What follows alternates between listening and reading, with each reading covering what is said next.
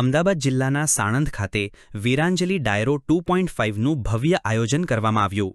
મા ભારતીના ક્રાંતિવીરોની શહાદતને નમન કરવાના પાવન અવસર નિમિત્તે વીરાંજલિ ડાયરો 2.5નો ભવ્ય કાર્યક્રમ સાણંદ ખાતે યોજવામાં આવશે।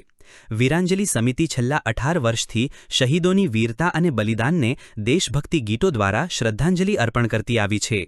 વર્ષ 2026માં વંદે માતરમ ગીત રચનાના 150 વર્ષ પૂર્ણ થવાના અવસરે આ વખતે વીરાંજલિ 2.5ને વિશેષ ભવ્યતા સાથે ઉજવણી કરવામાં આવશે।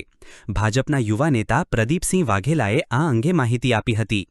આ કાર્યક્રમમાં ગુજરાતના ખ્યાતનામ કલાકારો જેમ કે કીર્તિદાન ગઢવી, માયાભાઈ આહિર, સાઈરામ દવે અને અલ્પા પટેલ ડાયરા મારફતે શહીદોની શૌર્ય ગાથાઓ રજૂ કરશે।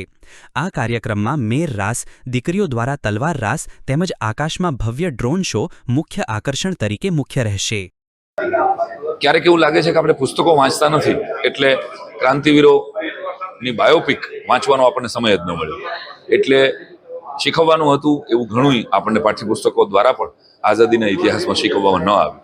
એટલે કાળની રેતીમાં ગર્ત થયેલા એવા ક્રાંતિવીરો કે જેણે પોતાના લીલા માથાનું બલિદાન આપ્યું અને એમણે કે એમના પરિવારજનો એના બદલામાં કંઈ માગ્યું નહીં, તો એ ક્રાંતિવીરોને પુણ્ય સ્મરણ તો આપણે કરીએ એવા શુભ આશયથી છેલ્લા 18 વર્ષથી વીરાંજલિ સમિતિ દ્વારા આ કાર્યક્રમનું આયોજન કરવામાં આવે છે અને આ વખતે 19મા વર્ષમાં પ્રવેશી રહી છે।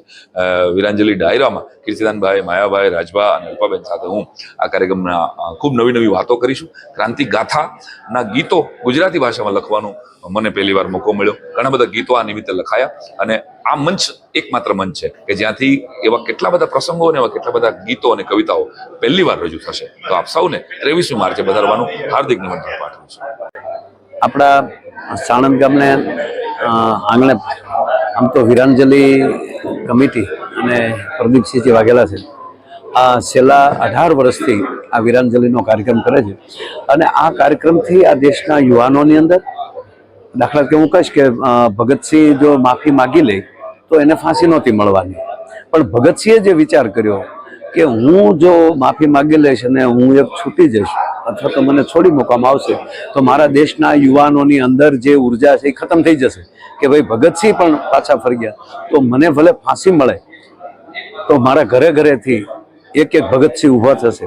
કહેવાનો મતલબ કે આવા વીરવર પુરુષોની વાતોને આપણે કદાચ ભૂલી ગયા છીએ તો આ વીરાંજલિ કાર્યક્રમથી જે આપણા દેશના યુવાનોએ મહાત્મા ગાંધી બાપુથી લઈને ટૂંકમાં કે એક નાનામાં નાના માણસ સુધી જે ઝવેરચંદ મેઘાણીને લખવું પડ્યું કે રક્ત ટપકતી 100 જોડી સમરાગણથી આવે, તો આ રક્ત ટપકતી જોડી કેટલા વીરોથી ભરાણી છે, કેટલા વીરોનું રક્ત પડ્યું છે।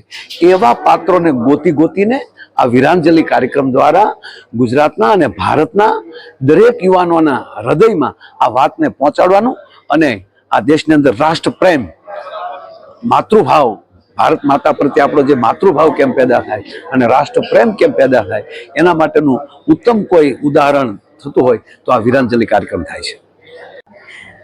નમસ્કાર।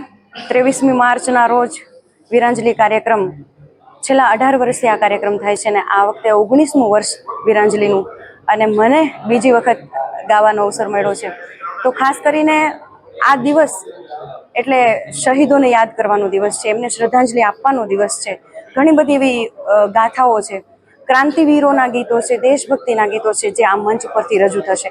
તો યુવાનો માટે હું ખાસ એટલું કહીશ કે વીરાંજલિ કાર્યક્રમમાં અચૂકથી પધારો, કારણ કે એવી ઘણી બધી વાતો છે જે આપણને પ્રેરણા આપશે, આપણને બળ આપશે અને દેશ માટે જે યુવાનો, જે શહીદો થયા છે, જેમણે દેશ માટે બલિદાન આપ્યું છે, એમની કેવી ગાથાઓ છે એ આપણને વીરાંજલિના મંચ ઉપરથી જાણવા મળશે।